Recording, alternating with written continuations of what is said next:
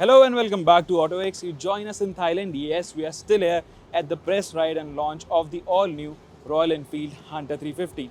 Now, last time around, we did a quick walk around, a first look review of this motorcycle, but now we have finally ridden it. So, what's on offer with the Royal Enfield Hunter 350? How different is it compared to your typical Royal Enfield? Let's find out. So let's start with the design first. Of course, this is an all-new motorcycle. It is based on an all-new platform. That means it has got an all-new frame. But of course, the engine is shared with the Classic, so this has got the same J-series engine. But we'll talk about that later. Let's concentrate on the design first. So Royal Enfield says this is a roadster. This is that style of design. And on that front, it looks quite sporty. It looks quite compact as well. So the wheelbase is shorter by 20 millimeters as compared to the Classic. So this has a wheelbase of 1370 millimeters. Now on top of that, you'll also notice the rake is quite sharp. So this is at 25 degrees. Of course, but the rake thing is not something to do with the design. That's a functional thing to make this motorcycle light, agile and nimble. We'll talk about that again in detail later. Now, as for the design elements, I think this is a very cool looking motorcycle. It's quite compact and starting at the front, it has got that typical roadster look. But I wish Royal Enfield had installed LED headlamps on this motorcycle. It still comes with those good old halogen lamps. So those are the things that they have missed. Now, other than that, I love the paint scheme on this motorcycle. This is called Dapper Ash. There are 7 more paint options, I think. And the quality is really nice and it stands out wherever you go. The graphics are also quite cool. It has got Royal Enfield branding. It has got those RE logos as well. So different bikes have different tastes. It has got that custom sort of effect. Now, the fuel tank's shape in itself, that's got that typical peanut shape and it is of 30 liters of capacity. So on that front also, it's a job well done. Coming to the overall quality, fit and finish, I think it is quite decent in that regard. The switchgear is similar to the Classic, so they have lifted it directly from the part spin of that motorcycle. The handlebar and the positioning, it is different. It is more relaxed. It is more city focused, like I said. So the bars are quite up and wide. That's one of the main differences.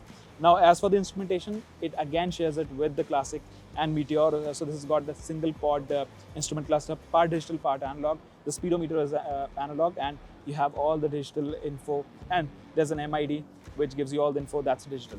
Now, coming to the overall shape of this motorcycle, yes, it looks quite different, but it has got the typical Royal Enfield look still. The most important thing is that it's lighter. It weighs only 181 kilograms weight. So that's 14 kilograms lighter than the Classic.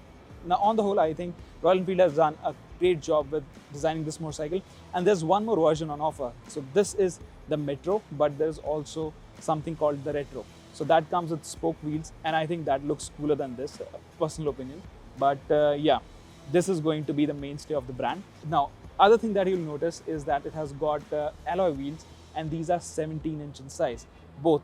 So that's a first for Royal Enfield. All the other Royal Enfields, they have either 18 or 19 inch front wheels. So that's a big difference on this motorcycle. That shows they're quite serious about that roadster image of this motorcycle, and it has to be functional on that front. In fact, Royal Enfield says that this bike has been under development since 2016. So that's a long time coming. It's been 6 years, and now they feel the product is finally ready to hit the road. Now, in terms of features and equipment, of course, there's not a lot, but you do get an accessory USB port here. So this is a regular port. It's not a USB Type-C. And you also get tripper navigation. Now that's optional. That's not standard on this motorcycle. You've seen it on the Meteor and the Himalayan as well. So that's the same pod that you get over here, Google part, but that's optional. It's not standard on this motorcycle. So as far as the design, fit and finish and features go, well, that's all about the Hunter 350. So let's talk about the ergonomics of this motorcycle. Like Royal Enfield claims, this is city focused and it is quite relaxed on that front. So you can see I can sit here really comfortably. The bars are wide and they are quite tall as well. Similarly, the rider's triangle, it is not that cramped. It's quite comfortable, at least for my height. I'm 5'8". But if you are a taller rider, you might find it to be a little cramped because the pegs are a little too high. Now, the seat height is quite accessible at 800 millimeters, so it is a low bike. The disadvantage of that is that it has got a ground clearance of 150 millimeters. Now, that's decent, but that's not great. You won't scrape anything, at least in Thailand we didn't do. So that's about it, but probably on our bad roads you might encounter some bits that you can hit. But the good news is you've got engine protection as well, but that comes as an accessory, the bash plate. So you can fit that, of course. Now, comfort wise, I think this is a great motorcycle, and when you're riding it in the city, it feels quite nimble and quite agile. It's quite light as well. Like I said, it only weighs 180 kilograms odd. So on that front, it is quite manageable. Now let's talk about the engine performance. So on that front, it is quite familiar because there's the same J series engine, 350cc, 20.2 bhp of power output, and it produces 27 Newton meters of torque. So quite familiar with it. In terms of performance also, it's more or less the same. Specifications wise, it's exactly the same. It's identical to the one that's offered with the Classic.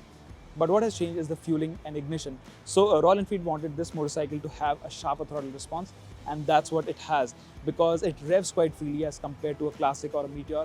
It hits the limiter too soon, I'd say. And I thought there was a change in gearing, but that was not the case, because the engine has that sort of behavior where it feels more rev heavy, more peppy when you're riding in the city. So on that front, yes, of course, it feels a little more lively than a Classic or a Meteor, and it feels like a roadster, like Royal Enfield claims. It's also down to the fact that this is a lighter motorcycle, so it definitely feels light on its feet when you're riding it in the city. So quick overtakes, and you're riding in the city, you want to exploit a gap, you can do that very comfortably with this motorcycle. So I think it is a very peppy engine, and on the move, it definitely feels very sprightly.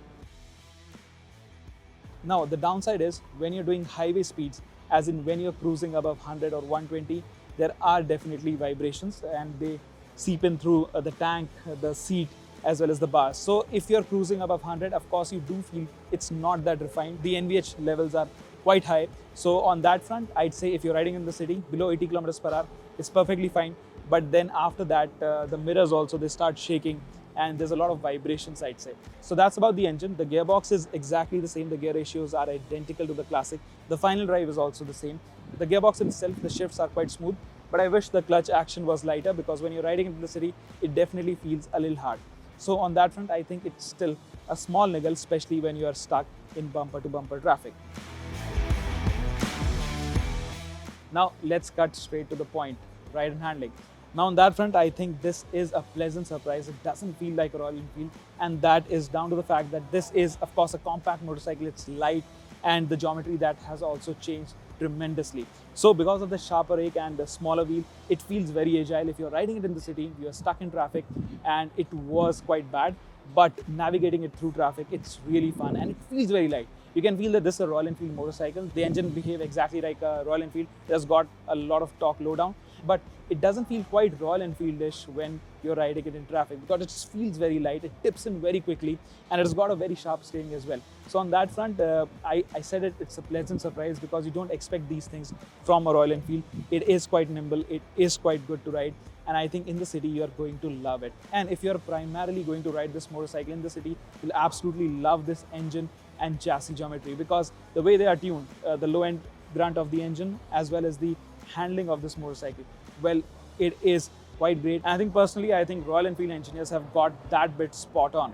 Now, the ride quality, of course, Thailand's roads are really smooth. There are not a lot of bumps like we have back home, but even then you can feel the suspension is a little stiff. It's not supple, it's not that absorbent as a Classic. So you do feel bumps, especially at high speeds. You do feel the suspension has not a lot of give, especially you go over an undulation or the road is uneven. So you definitely feel that bit on this motorcycle. So ride quality wise, I'd say it's not as plush as other Royal Enfields, especially the Classic. But overall, I think it's acceptable. And I think we'll have to wait till we ride this motorcycle back home in India to see how it performs on our bad and broken roads. But on that front, I think it is quite good. Now, things that could have been improved, well, the tires, first of all, they are all new tires, all new profile, and Royal Enfield says they have got new compound as well. It's stickier because it's a roadster, like they say. But even then, I think the tires, they do fall short in that department. If you do hard cornering, you can feel there's not a lot of feedback coming back from the tires. So a stickier set of rubber would make things better. The other thing is brakes. So this is the top spec version. It comes with disc brakes on both ends, and it has got dual channel ABS as well. Now the brakes, like we have experienced with the Classic and the Meteor, they have a very springy action, and they're not sharp.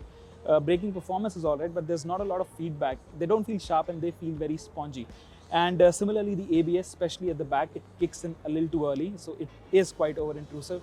As soon as you tap that brake lever, it just locks and then unlocks, and there's a lot of stuff happening on that front. So I think these are the two areas where it could have been improved, and these are the only downsides, I think, in terms of ride and handling of this motorcycle.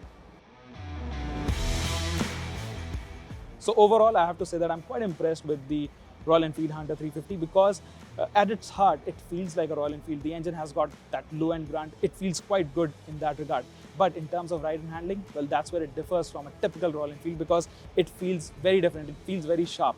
So for me, that is the biggest highlight of this motorcycle. It has got that Royal Enfield heart, but at the same time, the way it rides and handles, it feels a lot more effortless than any other Royal Enfield out there. So for me, if you want a motorcycle that has got that typical Royal Enfield soul, but on the road, it feels light, agile and effortless, I think this is the motorcycle to go for.